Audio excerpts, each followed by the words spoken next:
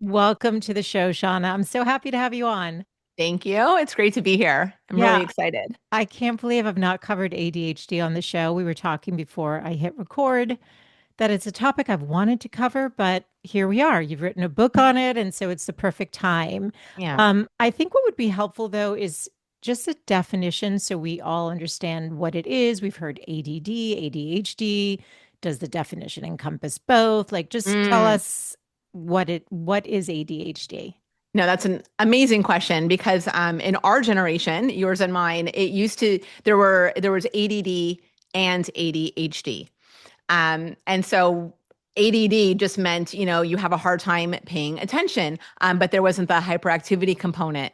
And now they've made it more confusing by calling it ADHD and Yes. putting a bunch, putting ADHD is what we used to know as ADD, which is Oh, I so for it's inattentive ADHDI slash I. Then slash there's I. ADHD slash C, which is the combination of inattentive and hyperactivity. And Okay. there's, the just ADHD, which is just regular old, the hyperactive component. And it became more confusing in my opinion, but it doesn't the fact is that a lot of us attribute hyperactivity to physical manifestation. And one of the things that I think is super important to for women especially to understand is hyperactivity for us tends to be more mental and emotional. Yeah, So, not yeah, physical. Because I think a lot of us had that image of the hyperactive, like boy in a school who kid. can't sit down. Yeah, a kid, not a grown woman. And yes, Right. it's not That's not at all how it manifests. It's not how at it all how it is, manifests. not for girls or women.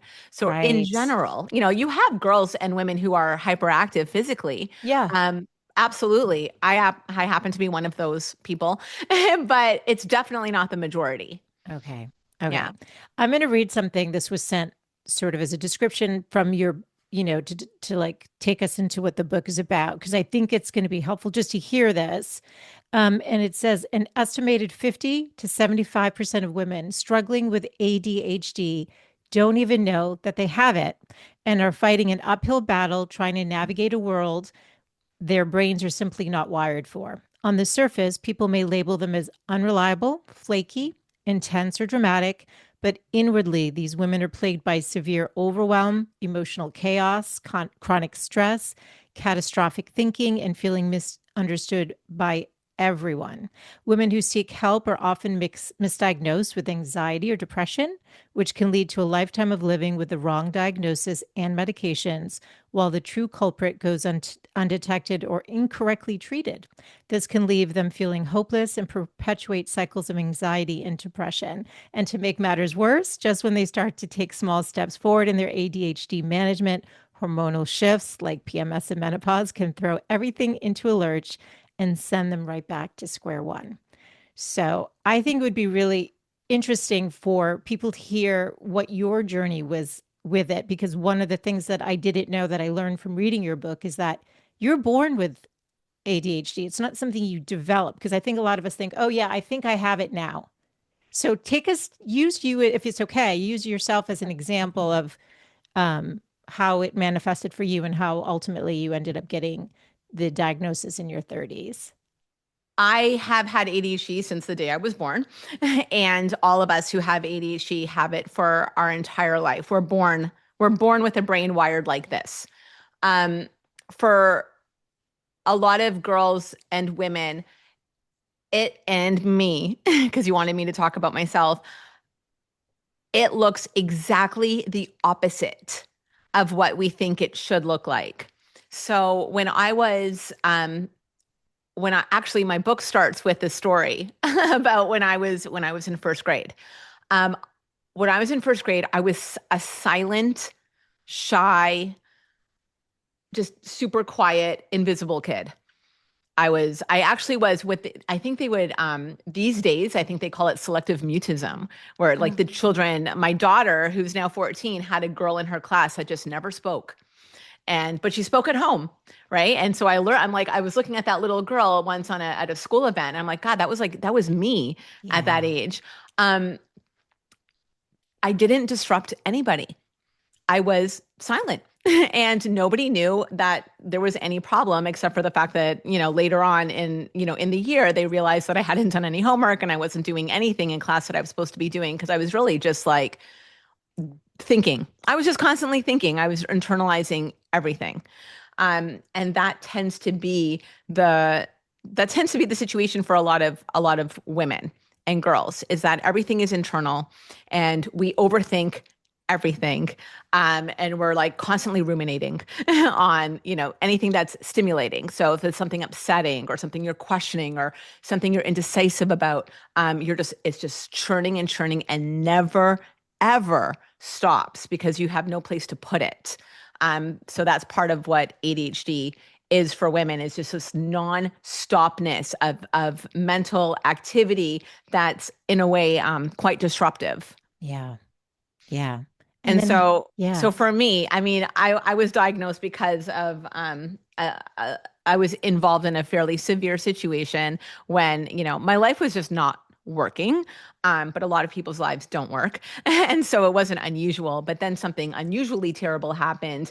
And I lucked out because I was talking to a friend who was visiting his parents in my city. And when I was at his house, his dad was overheard me talking about what had happened.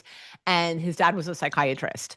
So that's how I lucked out. His dad was like, Shauna, have you ever thought or been, that you might have ADHD? And at that time, I'm like, that's like a kid thing. Right. Oh, interesting. Right. At Kids this have point, you're 32. ADHD. You're like, Yeah, I'm why in would my I 30s. think? I'm like, what? Yeah, That no, I'm doesn't, not 7. Why would you ask me that? yeah. Interesting. This is important. This is important. I'm like, that's what something that kids deal with, and usually they're the ones who are eating way too many Fruit Loops and, like whatever. I had Right. no idea. So he took me to his practice and had me work with one of his colleagues, and that actually didn't work out because she diagnosed me with depression. Oh, did she put you on an antidepressant? And she put me on an antidepressant, which was awful. But I can talk about that a lot more because a lot of women are misdiagnosed with depression and generalized anxiety disorder. So, and really they have ADHD. And that's a pretty big, it's quite different the way that you would manage depression versus ADHD. So if you have ADHD and you're misdiagnosed with depression, it's going to be very hard for you to get better and to get your life in order because, you're treating the wrong thing. Interesting. It seems So even from the doctors who have come on that, like when women are going through perimenopausal symptoms, they're often diagnosed with depression or anxiety and given medicine for that and not actually for for what they're for their yeah, menopause, like, for their hormones going away. that's Yeah. right. Yeah. That's So it's right. sort of interesting that it's a similar thing where it's sort of the default for women who are coming with some issue where they're not feeling them like or what it's like to feel themselves. Like you were feeling yourself, but people didn't understand it. A lot of people with ADHD feel misunderstood from what I understand We from the always book. feel misunderstood because our brains are legitimately we function differently. Okay. And we're never quite, I don't want this to sound horrible, but we're never quite in sync with what's going on around us, with the people around us, unless they happen to have ADHD as well. You'll hear a lot of, people with ADHD tend to have, close friends who also have ADHD, and like we're on the same frequency. That's We're on the beautiful, same actually. frequency. Yeah, I like that. But Yeah. otherwise we're on a different frequency. And so Interesting. if you're growing up on a different frequency than everyone around you, and it's also a lot harder for you to go from point A to point B, and it's also the fact that you're constantly like living in this overwhelm and you really don't know what to do at any one time. And, you're constantly like playing, it's like a ping pong game nonstop in your brain. Yes. And this is the kicker, is that it's hard for you to regulate your emotions because that's like almost number one. It's like an emotional regulation challenge is like one of the biggest symptoms of ADHD. If you have a hard time regulating your emotions, you're naturally going to have a hard time in your relationships. Yes. You just will. You'll have a hard time in your family relationships, in your romantic relationships with your friends. Like you just have a hard time in relationships. And then you tend to feel alone and misunderstood, and you're not doing what you want to be doing in your life because, you have a hard time going from point A to point B. All of these things manifest in, somebody who's not going to feel good about themselves and Mm, not going to feel good about their life and always thinking that there's something very, very mm, wrong with them. And it's a horrible way to be because you don't know what's actually wrong with you or what's going on with you. It's not even right. wrong. It's just this is, a person living with on a certain frequency in a world that's living on a different frequency, and it's you need to know what's going on so that you can manage it and be in tune with everything going on around you. Yeah. I think what's It's really wild. great is that because of people like you who are bringing awareness to an issue, it allows people then to start having curiosity and to ask questions. So they may not Totally. know that it's not just kids, right? There's a lot of women now our age group who are trying to figure it out. I just had a friend who said, my son has it. I think I might too. So how did you finally get diagnosed then? Did the friend's dad end up doing the test or someone else in the No, practice? so Oh, well, she diagnosed me with depression. I was like, what? you Because weren't depressed. I wasn't, and unfortunately, I had a close friend of mine that was depressed at the time, and I was not in that state because she Yes. was in a really awful state, and Yes. that wasn't where I was. Um, and so I just didn't resonate with it. I did take the antidepressant for a few days, and it made me feel very sad, which is really Okay. Yeah, because I'm it like, oh wasn't my this God. wasn't what you needed. Yeah. It was really bizarre. I woke up like wanting to cry. It was almost like Um, it gave me depression, which I don't oh. know if that's a thing. Yeah. Um, so I stopped taking that almost immediately. And then I told my friend's dad, and he then took me to an ADHD specialist. He didn't take Okay. me, he called and made I the appointment and understand. got me Yeah. there. And Yeah, yeah. this guy spent it was literally a two-part appointment. And each part was like 3 hours. It was very long. I had to bring in all of my report cards. I had to write out like a synopsis of all of my, like the last 5 jobs that I had. I had to talk about all of my relationships, and he just pieced everything together and was like, this is a no-brainer. You are an extreme case of ADHD. Every single thing I said was ADHD, like to the Interesting. extreme. Interesting. So How did that make you yeah. feel once you got the diagnosis? It's funny because when he said it while he was explaining it, it all made sense. It all That's made sense. validating. It It's was. comforting, maybe in some way. It was because at that point in my life, like I didn't know why my life was such a mess. But it turns out that every single thing I had been doing for, pretty much since high school Yeah. till then was a need, like a need, a strong need for stimulus. Yeah. That was an interesting. I want to get to that in a minute because I did notice that was sort of like a theme in the book. Yeah. Um, and also, again, by writing this book and having this conversation, it helps people understand like what it might look like. So, what are some clues that you might be living with Well, ADHD? You're not the diagnosis, right? So, how do you frame it? I frame it, first of all, I would love to go back and just make sure that people know that there's like a difference between depression, anxiety, and ADHD. Because Please. if there's anyone who's been diagnosed with depression or anxiety, it might be ADHD.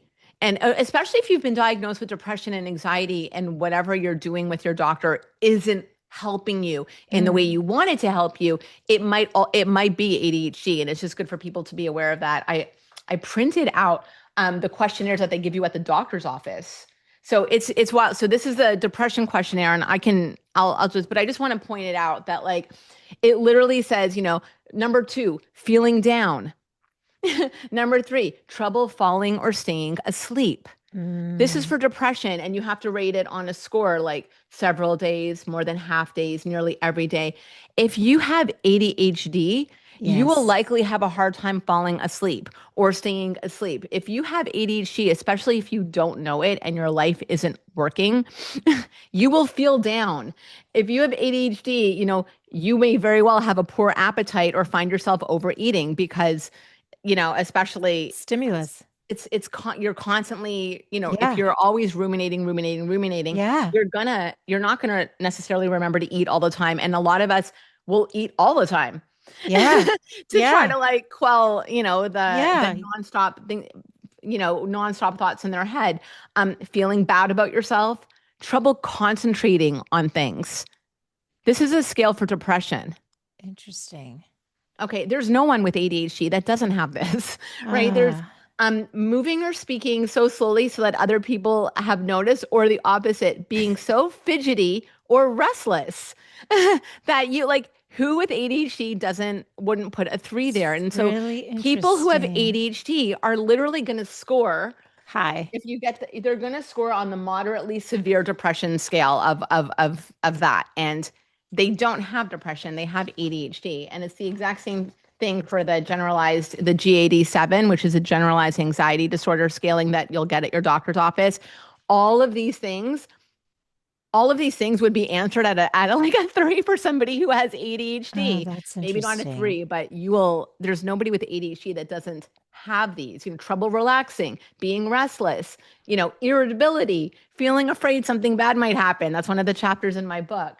It's just if your doctor isn't giving you an ADHD questionnaire, you will fall into the anxiety Most or likely you're depression. going to fall into that. You will. You And will. yeah. So I think it's really huge that people understand that because you you might have anxiety and you might have depression, but you also might have ADHD, and that's treated quite differently. Okay. And it's fixable. It is treatable, so you don't have to worry. You just have to know what you're treating.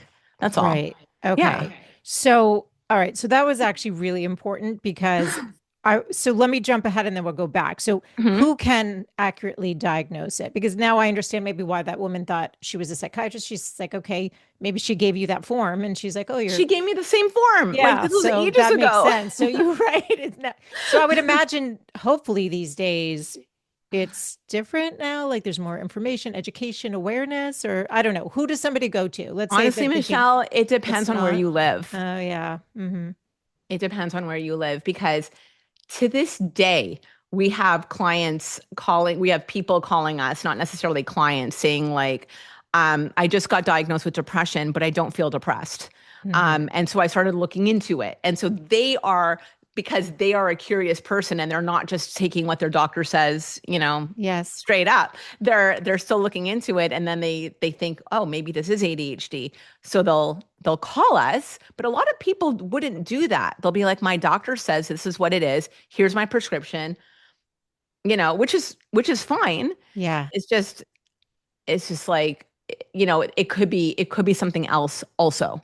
Okay. So who do they go? So let's say You somebody's should go to listening, an ADHD specialist. specialist. Okay. You should go to an ADHD specialist. There's also an Is, ADHD, is there a like a self-reporting website? skills. You can look these things up Okay. also, right? So, Is there a website that has a list of like reliable providers or does that not exist as far? oh, it does. I don't know. It's not necessarily. It's a website that has a lot of Doesn't providers, mean it's um, reliable. ADDA, but it also could be quite outdated. It doesn't have everyone. But Yeah. if anyone like right now, you just Google ADHD doctor Yes. near me, and they should Yeah. be able to give you the proper.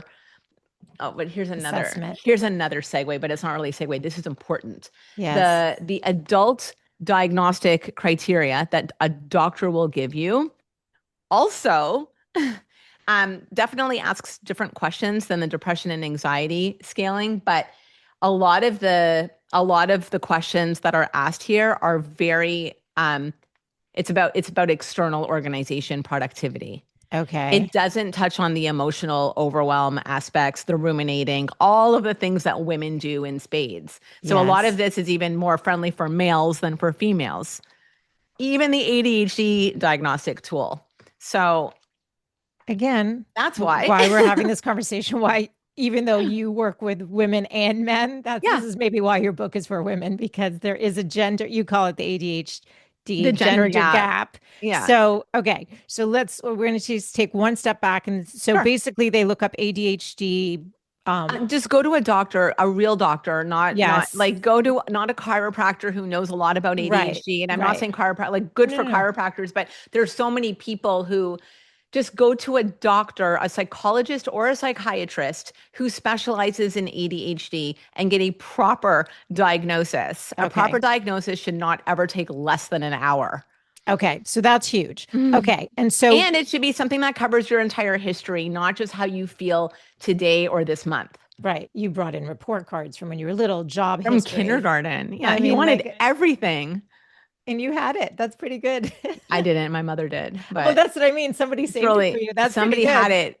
But it's really funny when you look at these report cards, right? And it's Like the like, comments. daydreaming and never, doesn't know what's good, disorganized, doesn't know what's going on. Always has to be reminded, right? Because I was just thinking about other things. I was not paying attention and I was in my own fabulously entertaining mind.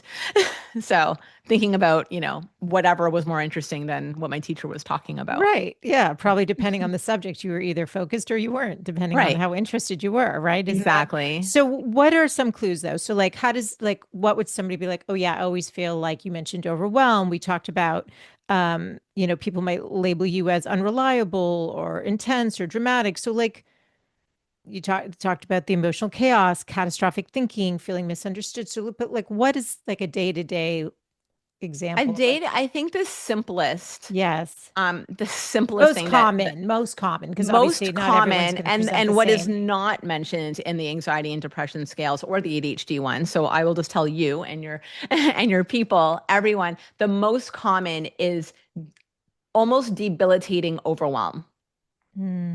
I noticed that it was interesting. You said that people don't procrastinate for the sake of needing that like adrenaline rush, which is why I procrastinate. Right.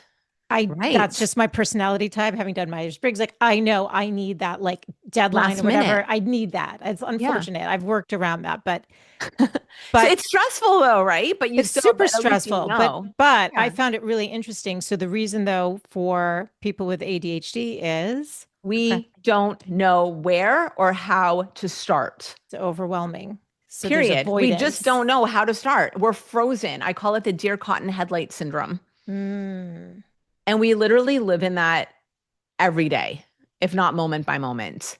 We're always like that. And when we're doing something engaging, it's so easy to plug in.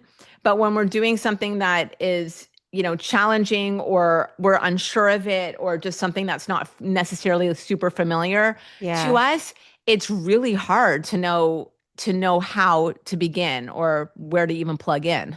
Yeah. I also thought it was interesting to learn. Not only that you're born with it, but there is a genetic component. There is.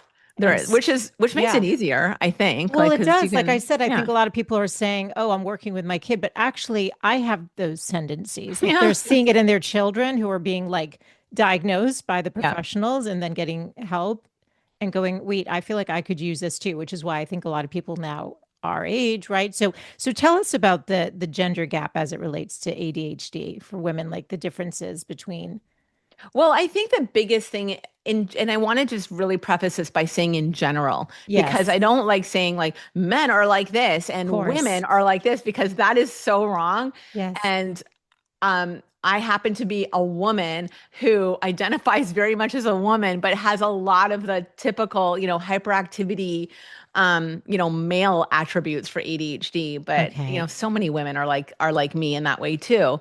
But it's really in general, men tend to be more physically restless. They tend to do more external damage, especially as adults. They'll, whether it's with substances or other types of addictions. We have so much of that with a lot of our male clients, much more so than our female clients. Okay. Um, Driving, like speeding, and it's just very external. Affairs tend to happen more prevalently in the male population than the female population for the ADHD. That's just based on all of our clients, but it's wild when you have so many clients over so many years. You can practically, you can draw a lot of conclusions. Um, Women tend to have a lot of their hyperactivity internalized, and it's almost like a mind that just won't stop, but it won't stop in the worst possible way. So Mm. it's not just like you think a lot because everyone is thinking nonstop. Yeah. It's just like it's catastrophizing. Mm. And you can't, when you find a solution, you're instantly on the next thing. Like you can't just sit in whatever your solution was. You have to go to the next, problem, Mm. or decision, or the what if, or you're just constantly creating these internalized drama. And Okay. so um, it's different. Men don't do that as much. They do more of, more of the externals. Right, which is why boys are more Oh yeah, likely they're to more be disruptive. and they're more likely to be They'll be diagnosed as noticed. kids versus Yes, girls, and they're not. And so they correct. wake up like you at 32, or maybe somebody who's listening who's 50 all of a sudden going, Oh, for sure. yeah, For sure. So boys are more disruptive. They're more annoying. Period. To their teachers. It's like the teachers are going, like, you have an ADHD boy in your yeah, class, you're not yeah, gonna it's gonna be difficult if you're a teacher. That yeah. kid is going to be more disruptive. You can't not notice them. I was like just sitting there, Mm, not making a peep. There's no disruption going on. A teacher could very well easily ignore me the whole time. Like, why, it's almost like yes. having one less kid in your class. I wasn't really there. Yeah. I You were wasn't. physically there, but Barely. otherwise, Yeah, I was physically there and that was it. I was somewhere yes. else. Um, and so it's easier for them. And so it's easy to miss in general with girls. Yes. I think for women, especially a lot of the women that are being diagnosed now, like 2025, first of all, thank goodness they're being diagnosed. Thank Yes. goodness. Yes. But a lot of women are being diagnosed when they're in perimenopause and Yes. menopause. And it's wild because I mean it makes so much sense, So say but why. Why does it make because sense? well, when your estrogen is lower, the amount of dopamine available in your brain is also lower. They work, it influences your dopamine. And so when you have lower estrogen and you will have lower dopamine. If you have ADHD, you already have lower dopamine. So now, It's really now low. you're going into a phase of life where all of the things that you've been doing up until now that have hopefully been working somewhat Yes. are not going to be as effective because now you have even less dopamine. Your ADHD is a lot worse. It's a lot more severe. So whatever you were doing that was helping you before is no It's longer working. not. You're like, "Oh my God, what is wrong with me?" And so that's why they're going to seek out the diagnosis at that stage of life. Yeah. And I Yeah. know we're going to talk about some of the tools you've created, but let's just talk about what role medication plays in treating ADHD. I understand that you did not take it. Is that correct? I didn't because well I did for like Okay. a short period of time. Yes. And I, I was one of the people that thought I was gonna lose my mind if I was on this medication. I believe that my doctor, like many other doctors, I believe he put me on too high of a dose. So it was like, I don't know how to describe it, but it's almost like if you drink 10 cups of coffee all at once, Oh, you're gonna no. be so wired that you're almost like it's almost impossible for you to move. Oh, you can't even function. No way. Yeah, but it's not the jitteriness. It's just a No, mental, like the you're like, mental. Yeah. Yeah. Your and brain's like too but wired. but Yeah. because it was so, I guess, wired, I was able to focus. You were. For the first time in my life, I was plugged in and I was just Okay. like zoom. But I wasn't focused on the right things. And Interesting. and I got That's interesting. You nothing were done. focused, but not on what you needed to actually, which doesn't solve for why you would be It taking. doesn't. And that's why medication is not Interesting. the only answer because Yes. medication is amazing. It really is Yes. amazing at I'm helping people sure. to focus. Like, thank goodness people's lives have been saved with medication. Of course. I talk to parents all the time where their kid was flunking and now they took their, they're taking medication and now they're doing so much better. But they're also learning skills, because if you can focus, that's great, but you have to know what to focus on and you have to be able to manage your life and your time, not just focus. Because you can focus on your Twitter feed for seven Oh hours. God, you that's know, true. That's yeah. true. Right. Yeah. Yeah. Or And there's maybe plenty stay of on people that do longer. that. Yeah. No, that makes sense. No, I think right. And that's why having the right partner and then being able to like adjust and maybe try different, right? Yeah. Because there's so many different There's medications. there's so many different medications. There's so many different dosages. So I Yeah. had to, I never took medication to manage my ADHD until I had to write this book. And then you did. And then I had to. I had to. I You was like did. And it dying with worked. this book. So I Because you're tried it sensitive again. to meds. I I heard you say in I guess I'm another, really I must still be really sent because I didn't try anything forever, right? But yeah. then I went back and I'm like, they gave me a small dose of a typical ADHD med, and I still felt like I was kind of getting just too lost, and too hyper focused on the wrong things. So I asked for a so I basically asked for half of that, or it was like a pediatric dose. But when people describe the zombie feeling, where it's like I felt like a zombie, I took these ADHD medications and it turned me into a zombie. That is Yeah. because you're on too high of a dose. It's almost Yeah. always because of that. So just yeah, cut it in half and So see what for the book happens. you took on the pediatric, you wrote the book on the pediatric dose? Yeah. Okay. Yeah, it was great. It was perfect. I It didn't I, was. I didn't feel anything but, properly focused. And thank goodness I know a gajillion tools to manage my time and be organized and all of that. Like, a lot of the tools that I wrote about too, but I use them. I use Yes. all of these. I have to. Right. Well, you did say you write pills don't teach skills. So there are behavioral management strategies that people can Totally. implement. So just give my audience a couple of maybe your favorite. So for like better focus and productivity.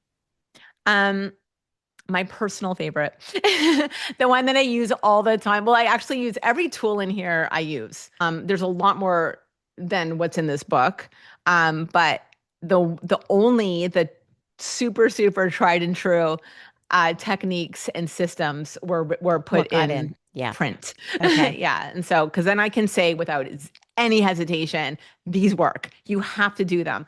Um, and also don't just like read about something and think you know it. I say that in the book, but I Do I it. want to I Try want to it. drive that home because when we read about something, we always say, "Oh yeah, yeah, I know that. I know about that. I totally know that. I've heard that. I know it." No, you don't know it until you've done it and you've done it consistently. And then Yes. once you've done it every day for a week, let me know. Right. Because Let me then know. you should be seeing some benefits. So, okay. So, a couple Yeah. of your favorite then. Well, my for general productivity, the number one thing that I personally implement are state changes and Or the what state? state changes. So Okay. there's this, we have three states. your your physical state, which is, Yes. what you're doing, your Yeah. mental state and your emotional state, Okay. right? And so like what you're thinking and how you're feeling. But really they're all very difficult to change except for one. What's the simplest one to change? Is it easy to change how you're thinking? Is it easy to change how you feel? If you're feeling sad and I tell you don't feel sad It's anymore, the physical and get moving. just get moving. Just Get your moving. physical state is the simplest to change and they're all Yes. connected. So if you change your physical state, you will change, you will change how you're thinking and feeling like almost instantly. And so it's the same for productivity. So state changes and physical state changes work to help you to help get you back on track. If you're going somewhere else or down a rabbit hole on the internet while you're trying to get something else done. Yes. And it will also help with your mood at the same time. If you're feeling tired or It's if you're true. feeling fed up or if you're feeling angry or sad, a physical state change is almost like I describe it in the book as like it's like clicking on your brain's on switch. It just no, now I want to feel like this, now I want to do that. And so you can design it. It's different for everyone. A physical state change could be honestly, it could be like getting down on the floor right now and doing 10 push-ups like right now. Or it could be something that's more like shocking to your to your body. Like what one of my clients told me about this one, and I use it all the time now with all of our clients. Sucking on a breath mint and then drinking a freezing cold glass of water. But imagine that you did that right now. Yeah. Imagine you were a You're little bit like bored and you're alert. going to do that. You'd be like, okay, let's do whatever we're doing. Let's do it. Yeah, yeah, Right? yeah. That's funny. A lot of us love music, but like one song so you don't get totally off track, but one really good song, and you have to stand up while you're doing it. We started, a few of us, a few of my coaches, well, because I was telling them about this, and they actually started doing it with a lot of our clients, is having our clients running around their place and doing door slaps, Oh, funny. like what we used to do when we were little. Yeah, You that's know, cute, just actually. just Very every sweet. I want you to do like 30 door slaps. I don't care, in different rooms, and just like all over same room. You can hit them again, but in a different order. And it's Yes. just it's like a 2-minute thing. So it doesn't take any time away from whatever you're doing, but it completely resets your brain and it gives you that hit. You don't have to go to a gym. You Yeah. don't have to be, it's nothing big. It's Yes. small, but it's very, very impactful. Okay. And Yeah. then you've done that. So then what? Now you're ready to what? Sit down and do the Now you're ready to assignment? get back on track, but you also have to have other tools like, what am I doing right now? So it's good to have Focus. a singular focus, which is very difficult when you live in an everything all at once reality, which all of us do, right? And Right. so for women with ADHD, it's everything all at once, plus everything is all at once in our minds too. It's not, Plus, what's most exciting probably is what, even if it's most not most important. True? yes, what's more exciting, and just what's more interesting. Interesting, not Because, like, exciting. Interesting. a Yeah. show on Netflix is like is a much easier thing to do and a much more interesting thing to do than if you have to do your, I don't know, your bookkeeping for the month. Yes. So like, what are you gonna be drawn towards, right? But if you get yourself, like, if you turn your brain on purposefully, and you have a singular thing that you know you need to get back to. And I have like I'd like to put visual cues. I would write it down in my parking lot. Like, this is like an example of a parking lot where you have a notepad. I write about that in the book. And you're constantly putting down what you're doing or what you need to do next, so that it's Yes. not in your head. Do you do that in the morning, the night before, or in the Um, moment? How do you do it? How do you specifically do well, it? I do my planning the night before. Yes. My parking lot is on the spot. So, like, if you and I are talking about something and then something comes into Pops my in your mind, head. Yeah. a person with ADHD very well might just not Forget on it. a podcast, but they may be, just hold on one second, let me look this up. Like, they'll just go right to that. Otherwise, I'm going to forget about it, so I have to do this right now. Interesting. So you just Yeah. write it down, then it's there. You're not thinking about it anymore. I can get it out of my head And you and don't have to stop worry you're going to forget it because that's part of it, down. right? Right. Not remembering the short-term memory is part of it Exactly. Yes. And also not trusting our memory. and not So trusting it. we tend to, when we remember to do something, we'll do it right away because we don't trust that we're going to remember to do it later. Okay. So, I mean, the parking lot is like a game changer for that, because I say you're giving it the love and attention that it deserves. Whatever that thought is, you're giving it, you're putting it in its own place. You'll never forget it because you have it down. You've written it down. So it's very helpful, and it keeps you from going off track, because if you and I are talking and I have an idea or a thought that I need to now look up, as we all know, looking that up could take me down a rabbit hole of like 3 hours of entertaining everythingness. Right. But like you said, you're on a podcast, but if you were sitting with your family, you Oh, might go do it. You you'll might be go in the, do it. you'll go do Yeah. it. You'll go Yeah. do it unless you have an intention of not doing it and you write it down. And now I'm going to focus. If I have kids, I'm going to focus on my kid. I'm not going to go and interrupt what my kid is saying to me to go do this thing Down that I there. just remembered I have to do, Yeah. which Are there a any lot of us do that. misconceptions? Any misconceptions you want to myth bust around? Like anything that frustrates you that you think people don't get about ADHD? Yes. I think the biggest misconception, and I think it really shows up in the reporting scale of an ADHD diagnosis, is that ADHD is like a productivity issue. It's about time management and disorganization. It's not. And I think a lot of people with ADHD will relate to that because they know it is like people with ADHD tend to have a hard time managing their time and being organized. But truly, ADHD is very much an emotional challenge. It's very hard to regulate our emotions. And because of the overwhelm and because we have such a hard time compartmentalizing and putting thoughts in their place and ideas and being able to see things for what they are versus, what our brain is creating them as being, and everything becomes so over, like, all encompassing. Something bad will become everything. And Mm, so and something good will too, but unfortunately on a much smaller scale. yeah.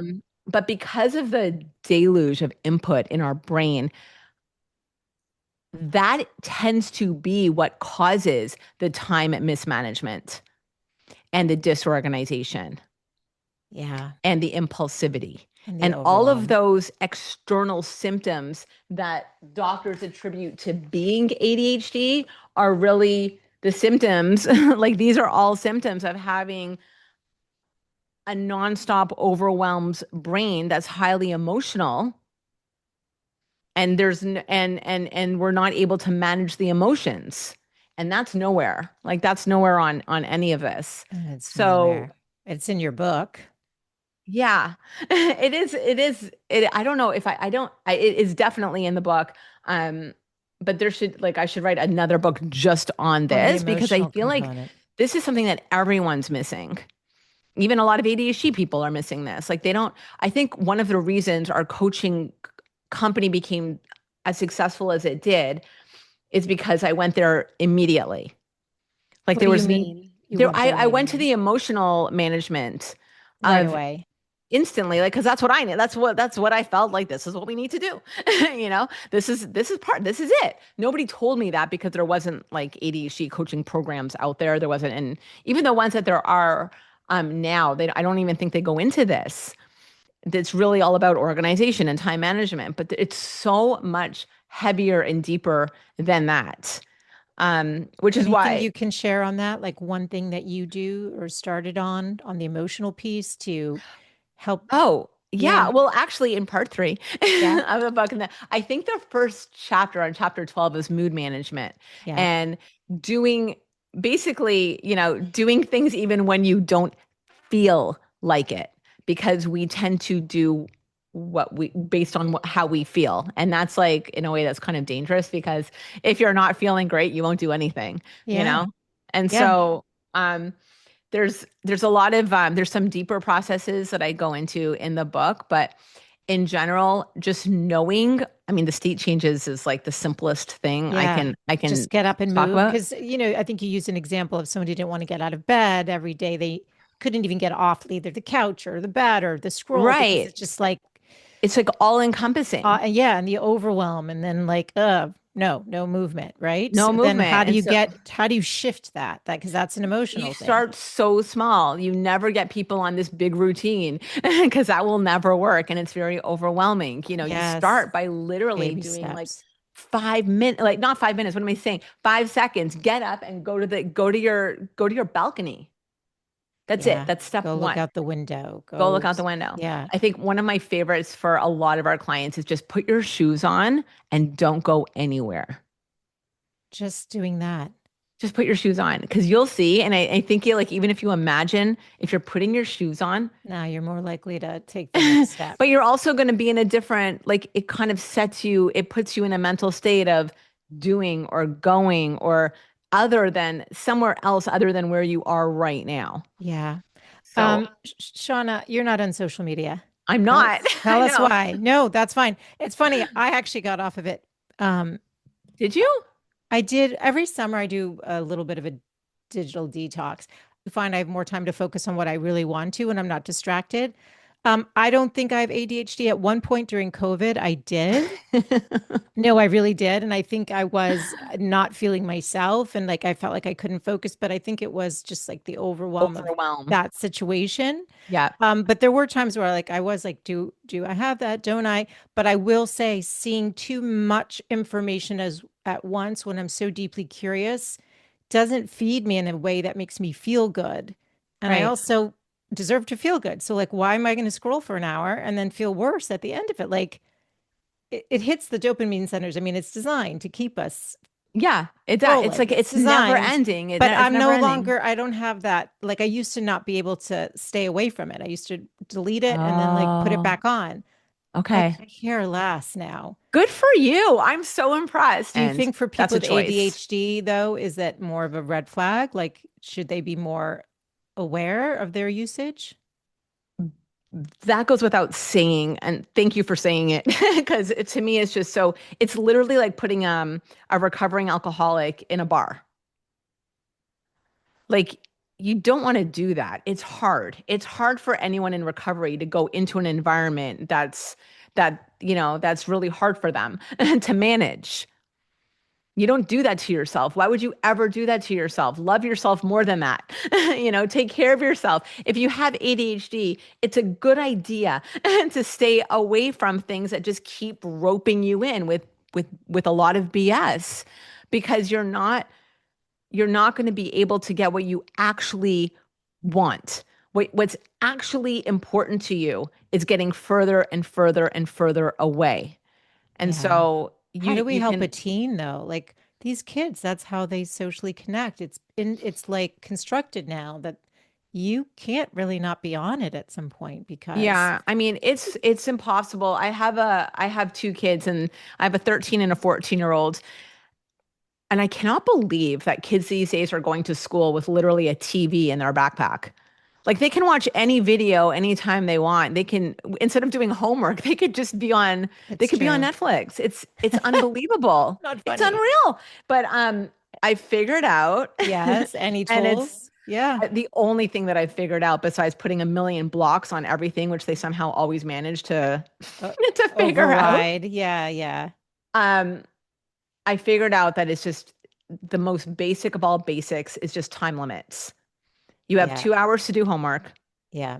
I don't, if you want to watch Netflix, go for it, but you have 2 hours and then your Right. computer At goes least away. focus on what you actually need to get Yeah, your done. computer's gone And that's the after priority. that. And Yeah. then you And so get to then they can learn, what do I want to do with these 2 hours? right. Like, am I gonna just like watch videos and stupid animal videos? Because my daughter used to watch these animal videos, I which are know. actually funny. Yeah. But she was in ninth grade, and that's like you can't do that, Again, right? no shame on anyone who's using it to promote. You're probably a lot smarter than me. I probably should be doing it on some level. I'm figuring that out now that it no longer has a hold on me. Good. But also for those of you who do have ADHD, like just maybe pay attention to the usage and like Put a figure out limit. Put put a a limit. limit. I'm a big believer in limits, and I know that sounds like easier said than done, but I promise you, it's so much better. We thrive with walls. There's a whole thing in my Yes. book about this, about putting things in compartments and Yes. creating boundaries because our brain doesn't do that. The ADHD brain does not compartmentalize very well. So if you can put a limit on the amount of time that you allow yourself on social media, go on social media, but just don't go on it for 7 hours or Somehow, three right. hours even. Yeah. Just Just, yeah. yeah, curb that a bit. So where can people learn more about you and your work? And I will hold up the book for anyone who happens to be watching on YouTube, which where I am on. I do Oh, have a cool. YouTube channel, so do follow that. I feel like that's not as addictive, but maybe I'm wrong. Invisible ADHD, proven mood and life management for smart yet scattered women. So where can people find you? The easiest place to find me is on my website, which is adhdcoaching.com. And I believe when the book comes out, it'll be, you can go right to invisibleadhd.com. But at the moment, I think that just forwards to my website. So yeah, just if anybody has any questions or, just I think we have like free intro coaching sessions at the moment, then yeah, go for it. Take us up on it. Perfect. And all of that will be in the show notes right on their podcast player. So there'll be a direct link to reach out Oh, to cool. Shauna and to learn about the book and the work that you're doing. We'll have to do a part two at some point because it's so much, There's so much. there's so much here. And Yeah. thank you for educating me and my audience. It's such an important topic. So thank you for the work you're doing. It's great to be here and I loved meeting you. So this is Same. awesome. Thanks. Thanks, Michelle. Thank you.